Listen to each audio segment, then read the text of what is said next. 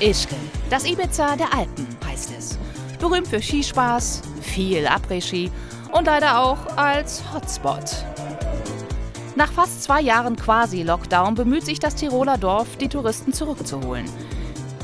Wir sind dem Ruf gefolgt. Sonja und Silas sollen herausfinden, hat die Pandemie die Preise nach oben getrieben? Und wie sieht es aus, trotz aktuell hoher Infektionszahlen in Österreich? Respekt auf jeden Fall. Also wir haben natürlich auch alle FFP2-Masken an und Après-Ski ist für uns tabu. Ich meine, wir kommen ja auch alle nach Hause zu unseren Familien und wenn man auch die Inzidenz jetzt anschaut, die müsste irgendwo bei 1400 liegen.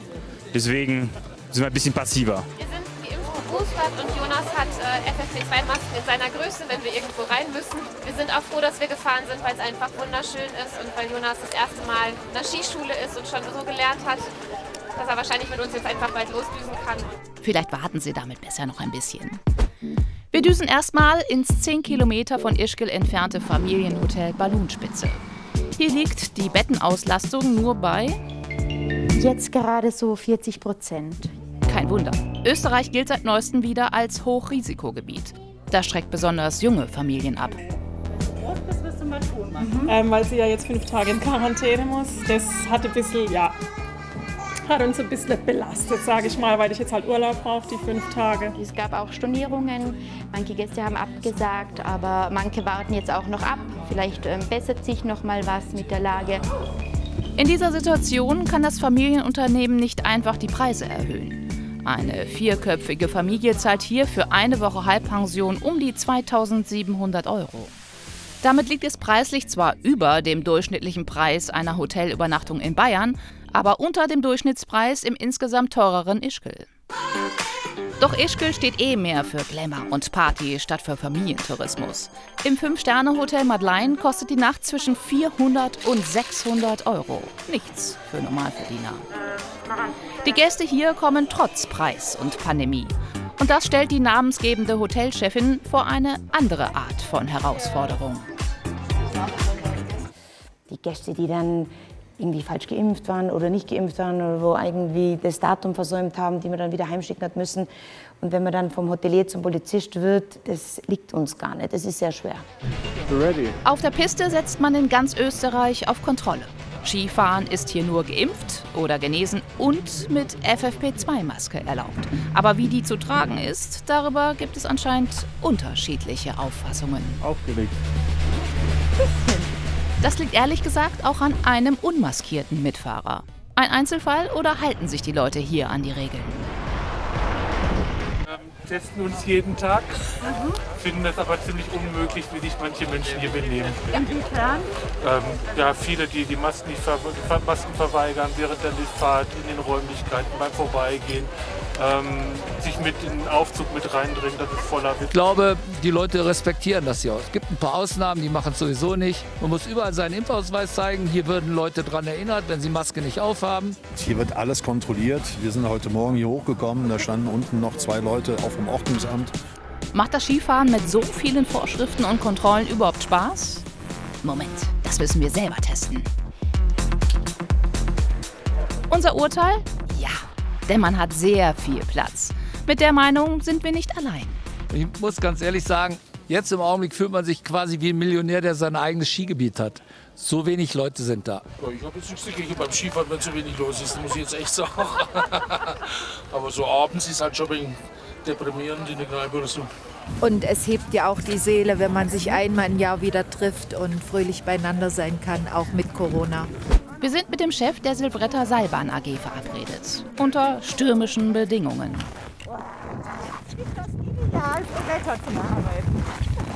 Dass die Gäste sich in Ischgl relativ sicher fühlen, dafür habe man sehr viel investiert, versichert uns der Chef. Das beginnt bei Hinweisschildern, die wir natürlich sehr, sehr zahlreich haben, geht dann über, ich sage, intelligente Kamerasysteme, die den Leuten die Wartezeiten anzeigen, die eben dazu beitragen sollen, dass die Besucherströme ideal gelenkt werden. Wir haben in den Restaurants Abtrennungen schaffen müssen, damit sich die Leute einfach auch sicherer fühlen und vieles, vieles andere mehr. Der Silbretta Seilbahn Aktiengesellschaft gehören hier auch die meisten der riesigen Hüttenbetriebe. Im Interesse der Aktienbesitzer gilt es, schnell Touristen zurückzugewinnen. Da sind die Preise nicht unwichtig. Wie sieht's aus? Beispiel Skipass. Kostet diese Saison für 6 Tage 323 €. Etwas günstiger mit Gästekarte. Preisanstieg gegenüber 2019 5%, macht rund 275 €. Zum Vergleich, in Sölden wurde der Skipass um 17% teurer. Südtirol liegt ähnlich wie Ischgl und im deutschen Garmisch sind es 8% mehr. Man rechnet sowas ein, man preist sowas ein. Für uns Schweizer ist es sehr günstig hier. Und auch die Preise in den Unterkünften, da wo ich jetzt wohne, die Preis hat auch nicht angezogen. Beim Essen ist vielleicht 1 € oder 1,50 € teurer geworden. Ach richtig, satt werden muss man ja auch noch. In Ischgl hat man die Wahl zwischen relativ günstig und relativ exklusiv. Wer nur schnell den Hunger stillen will, holt sich sein Schnitzel aus dem Warmhaltekasten und isst im SB-Restaurant. Und, wie teuer war es? Für euer Mittagessen. 26 habe ich jetzt gezahlt. Für was? Spätzle und Schnitzel und Getränk. Eine Etage drüber geht es feiner zu. Das Wiener Schnitzel wird hier serviert. Es ist riesig, kostet mit Pommes stolze 28 €. Vielleicht ein Versuch, die verlorene Saison 2021 über die Preise wieder reinzuholen? Das Schnitzel kostet 1 € mehr. Jawohl. Aber im Bedienungsrestaurant. Weil das ist vom Kalb, bitte, gell? Und es hat auch 250 Gramm. Im SB-Bereich sei das Schnitzel mit Pommes schon für 17 € zu haben. Damit liegt das, laut unserem exklusiv erhobenen Schnitzelpreisindex in Tirol, Bayern und Südtirol, immer noch ein bisschen über dem Durchschnittspreis von 15,60 €. Im Vergleich zu 1920 sind das 5% plus. Ski macht auch durstig und so läppert sich in der Mittagspause ganz schön was zusammen. Ich habe ja keine Ahnung, wie teuer es hier früher war, aber 5 € für eine Apfelschorle ist schon eine Ansage. Genauso teuer wie früher, beteuert der Leiter des Bergrestaurants. Noch einmal, wir sind froh, dass wir geöffnet haben. Wir sind froh, dass Gäste kommen. Und nächsten Winter schauen wir aufs Neue, wenn es wieder ist. Wir wollen mal schauen, was in Sachen Après-Ski so geht.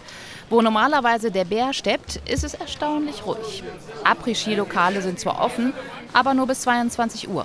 Das liegt nicht an den Preisen, sondern an Corona. Überall 2G-Kontrollen und Sitzplatzpflicht.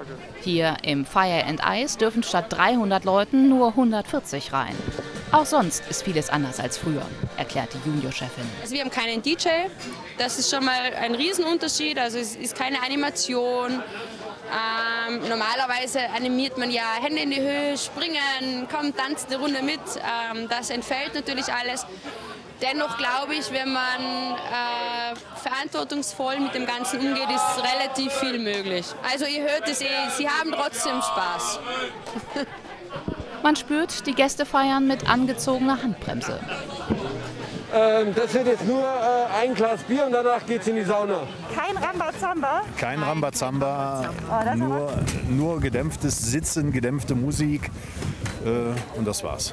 Drückt euch das auf die Stimmung? Ja, total. Nicht nur den Gästen, auch denen, die im Nachtleben ihr Geld verdienen. Zurück im Hotel Madeleine treffen wir DJ Marvin, der sonst im hauseigenen Pascha-Club auflegt. Normalerweise ist der Tempel der Träume, wenn man so will. Das hier wäre normalerweise der Dancefloor, the Center of Madness. Während du hier oben, wo du die Schaukeln siehst, eher so Ibiza-Style-Artisten hättest. Das, finde ich, macht's aus. Das fehlt. Das fehlt. Und die hedonistische Lifestyle-Feierzielgruppe, wenn ich sie mal so benennen darf, die ist einfach dort, wo, blöd gesagt, was geht. Und die sind einfach nicht da. Bei vielen Unternehmen geht es mittlerweile ums nackte Überleben. Ich habe viele Kollegen, die natürlich da aufgegeben haben. Das ist klar. Er gehört zur Familie vom Hotel Madeleine. Das rettet ihn. Und gerade deshalb ärgert er sich über manche Restriktionen. Es ist auch für mich verständlich, dass man zu gewissen Zeiten und Wellen hier nicht feiern kann, ohne Regeln. Ich glaube, das sagt der Hausverstand. Was halt sinnfrei ist, meiner Meinung nach, ist halt eine Sperrstunde in Hotels zu setzen, wo die Leute ja schon zum Frühstück sind, zum Mittag sind, im Spa sind, am Abend sind, dann bis 10 an der Bar sind und dann die Leute in ihre Hotelzimmer zu scheuchen und der Familie zum Kartenspielen zu sagen, hey, sorry, jetzt darfst du irgendwie den Tee nicht mehr austrinken, jetzt musst du um 10 hoch, weil der Virus kommt. Das macht ja keinen Sinn. Seine Meinung. Uns interessiert es, ob die Sperrstunde in Ischgl eingehalten wird. Und kehren noch einmal zurück zu den Après-Ski-Lokalen. Tatsächlich. Kurz vor 22 Uhr wird der musikalische Rauschmeißer Ischgl Du mein Traum gespielt.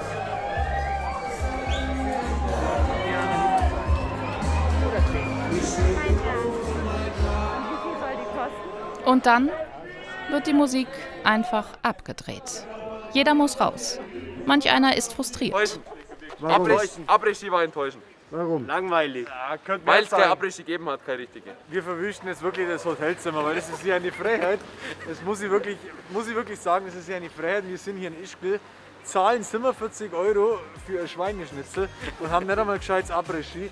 Jetzt müssen wir halt ins Hotel und da geht es halt richtig rund. Weil dann schäppen wir es halt. Das schäppen wir es halt. Aber schade. Wir haben trotzdem unsere Masken auf. Genau, auf die Maskenpflicht ist darauf hinzuweisen. Okay. Danke euch. Am Ende gehen die Jungs doch friedlich weiter. Unser Fazit. Après-Ski und Hüttenzauber sind nur mit Einschränkungen möglich. Für die Gesundheit gut, für den Spaß nicht so. Aber Spaß macht das Skifahren auf recht leeren Pisten.